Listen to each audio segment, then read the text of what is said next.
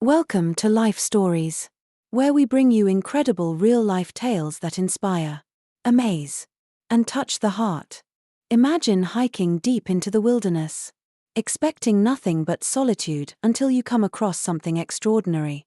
A bear, not fierce or aggressive, but desperate, almost pleading for help.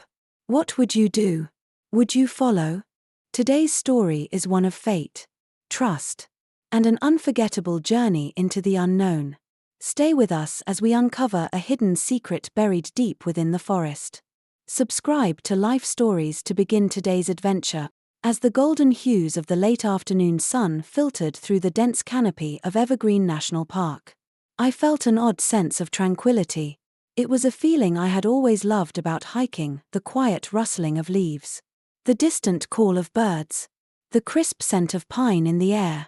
Out here, away from the ceaseless hum of city life, I could breathe. I could think. I could just exist. But that evening, the forest gifted me something entirely unexpected. I had just rounded a bend when I noticed it, a shadow standing still in the clearing ahead. At first, I thought my eyes were playing tricks on me, but as I stepped closer, my breath hitched. A bear. Now, encountering a bear on the trails wasn't exactly unusual. I had spent years hiking through America's vast wilderness, and I knew the rules well: don't make sudden movements, don't turn your back, and for the love of everything, don't run. But this bear, something about it was different. It wasn't aggressive, nor did it make any effort to flee. Instead, it just stood there, staring at me with an expression so utterly foreign for a wild animal that I found myself frozen in place. Then I saw them: tears. I blinked. Bears don't cry, do they? Maybe it was just the light, or the wind shifting through its thick fur. But no, this bear was weeping. Large, glistening drops trailed down its face, its deep, soulful eyes pleading for something I didn't yet understand. My heart pounded against my ribs as I realized that whatever was happening, this creature was in distress. Instinct kicked in. My first thought was to make myself appear larger, to raise my arms, yell, and scare it away. But I hesitated. The bear wasn't posturing to attack. In fact, it took a careful step forward, its massive paws barely making a sound against the forest floor. I swallowed hard. Running wasn't an option, I knew that much.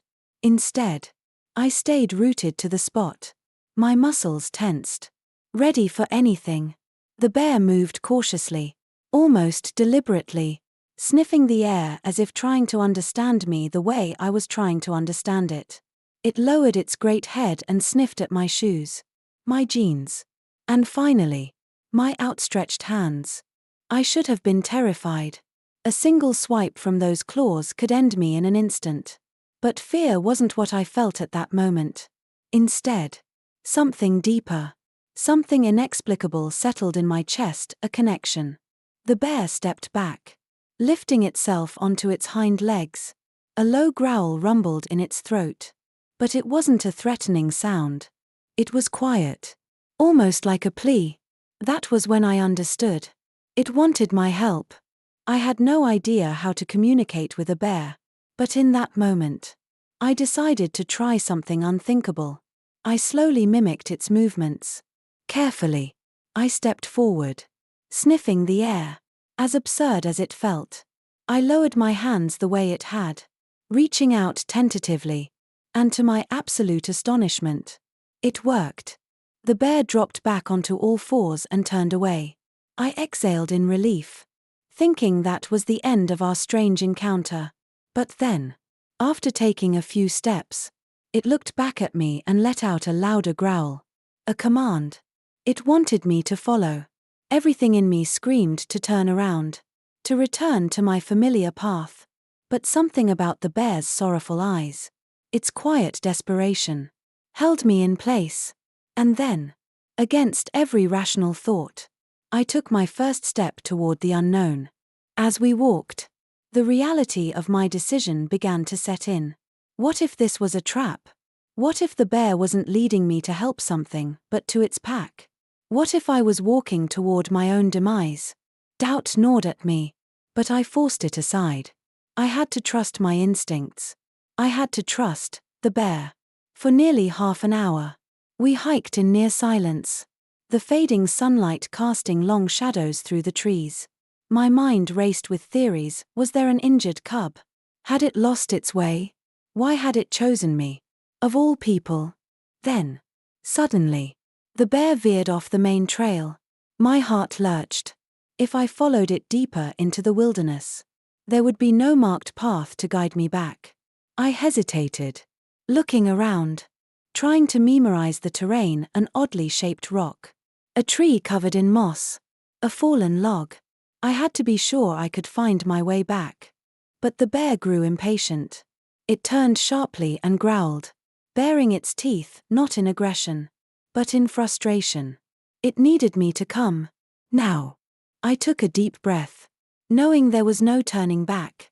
Step by step, I followed. My ears now attuned to every sound, the distant hoot of an owl, the whisper of wind through the trees, the soft padding of the bear's movements. Then, I heard something else. A sound beyond the bear. A sound coming from somewhere ahead. A cry. Not the high-pitched wail of a cub, nor the growl of another predator. This was something different. Something unmistakably human. The bear had led me here for a reason. And now, I was about to find out why. The sound, a faint, almost ghostly cry, sent a shiver down my spine. It was distant, distorted by the rushing of water. But it was unmistakable. Someone or something was in distress. I turned to the bear, half expecting it to react, to confirm what I had just heard. It didn't hesitate. Instead, it picked up its pace, moving with an urgency that set my nerves on edge. I followed, my boots crunching against the damp earth. The further we walked, the more the sound of rushing water grew, swelling into a thunderous roar that drowned out everything else. My heart pounded. I knew what was ahead before I even saw it. A river. And not just any river, a raging, swollen torrent. Its waters churning violently from the previous day's rainfall. The bear halted at the riverbank, pacing back and forth, occasionally placing a paw into the water as if testing its strength. But each time, it pulled back. Even it knew that crossing was impossible. I scanned the opposite side, trying to make sense of the situation. If there was something or someone over there, how on earth was I supposed to get to them? The cry rang out again, clearer this time. It was coming from just beyond the trees on the far bank. I strained my eyes, searching for movement, for any sign of life. But the dense foliage made it impossible to see. The bear let out a low, anxious rumble, its massive body tense with frustration. It wanted me to do something. But what? Crossing that river was a death sentence. The current was fierce, and one misstep would mean getting swept away. I could feel the icy spray on my skin just from standing on the bank. I was about to tell the bear, ridiculous as that sounded, that it was impossible when something caught my eye a few meters downstream. A structure, barely visible through the trees. I moved closer. It was a bridge. Well, more like a makeshift crossing, a precarious assembly of fallen trees and vines spanning the river, looking as if it had been placed there by nature rather than human hands. It didn't exactly inspire confidence, but it was my only option. I turned back to the bear, who had followed me to the edge of the bridge. It watched me, waiting, expectant. "You better know what you're doing," I muttered under my breath, gripping a vine for balance. Stepping onto that bridge was like stepping onto a tightrope. The wood creaked beneath my weight, the vines straining as I tested each step.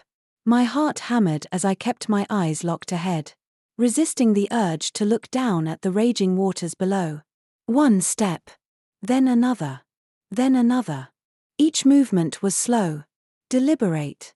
One wrong shift, and I'd be in that river before I could even scream. Behind me, the bear let out a small, guttural noise. It was watching me, and for a Absurd moment. I wondered if it was worried. Halfway across, the bridge swayed. My breath caught as I gripped a vine tighter, my knuckles turning white. I couldn't turn back now. I forced myself forward. One step. Another. Then, finally, solid ground. I exhaled in relief, my legs shaking beneath me. But before I could even process my own survival, I heard the unmistakable sound of movement behind me. The bear.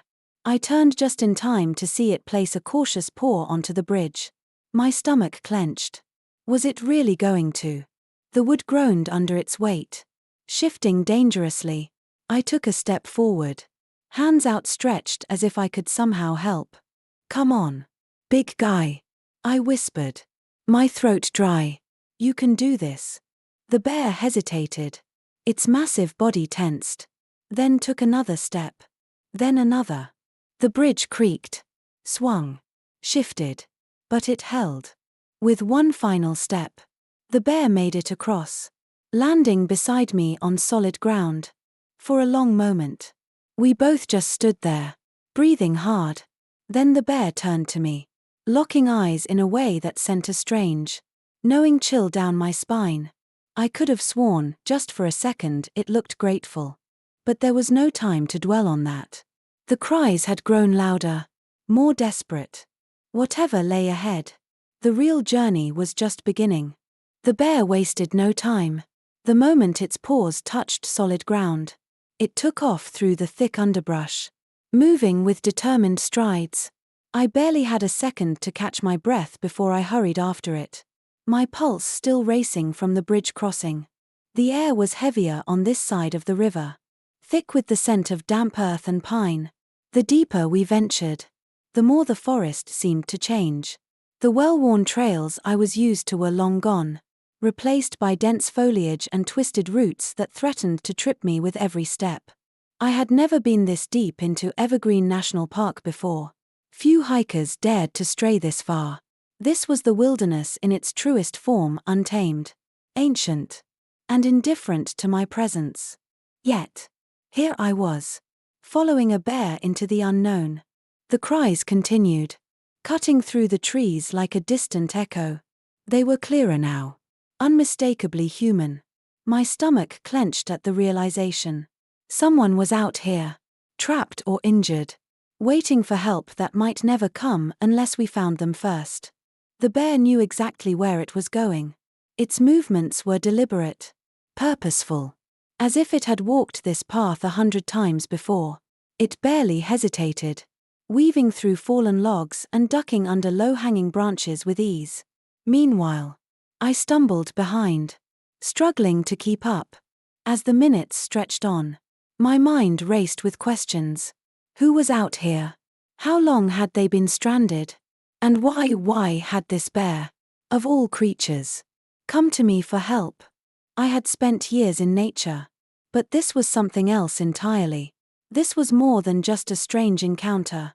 It felt like fate, like I had been pulled into something far bigger than myself. Suddenly, the bear stopped.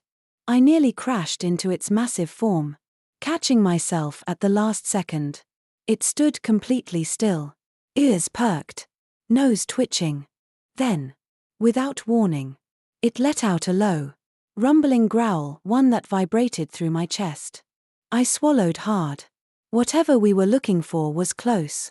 I stepped forward, peering through the thick foliage. At first, I saw nothing but trees, their trunks stretching high into the darkening sky. But then, movement. Just beyond a cluster of ferns, something shifted. A shadow against the earth.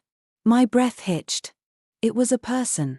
A young woman, no older than her mid-20s, lay curled against the base of a tree, her body half hidden by the undergrowth. Her clothes were torn, her face smeared with dirt, and her chest rose and fell in shallow, uneven breaths. I rushed forward, dropping to my knees beside her. Hey, can you hear me?" Her eyes fluttered open, dazed and unfocused. She tried to speak, but her voice was barely a whisper. I turned to the bear, half expecting it to vanish now that it had led me here. But it didn't. It stayed close, watching, as if making sure I wouldn't abandon her. I quickly checked for any obvious injuries. No blood. No broken limbs that I could see, but she was weak. Her body trembling. "You're safe," I murmured. "I'm going to get you out of here." Her lips parted. And for the first time, she managed a single hoarse word. "Trapped." A chill ran down my spine. "Trapped where?" I asked. But she was already fading again. Her strength slipping away. I looked around, suddenly aware of how eerily quiet the forest had become. The air felt different, charged, expectant. The bear let out another growl. This one sharper. It turned its head toward something deeper in the forest. I followed its gaze. And that was when I saw it. A shape in the distance. A structure. Barely visible through the trees. Something unnatural. Something man-made. The bear had led me to her. But there was more. And whatever it was waiting in the shadows ahead. As the first light of dawn broke through the trees, the sound of approaching vehicles filled the air. Relief washed over me as a convoy of wildlife rescue teams and park rangers arrived. Their faces etched with determination. They worked swiftly, tending to the injured woman and freeing the remaining animals from their rusted cages. The bear watched from a distance, its dark eyes reflecting something I couldn't quite explain, gratitude, perhaps, or understanding. And then, just as silently as it had appeared, it turned and disappeared into the depths of the forest. Free at last. That day changed me forever. It was more than just a rescue, it was a reminder of the fragile connection between humans and nature. If you enjoyed this story, subscribe to Life Stories for more incredible real-life tales. Stay tuned for our next video.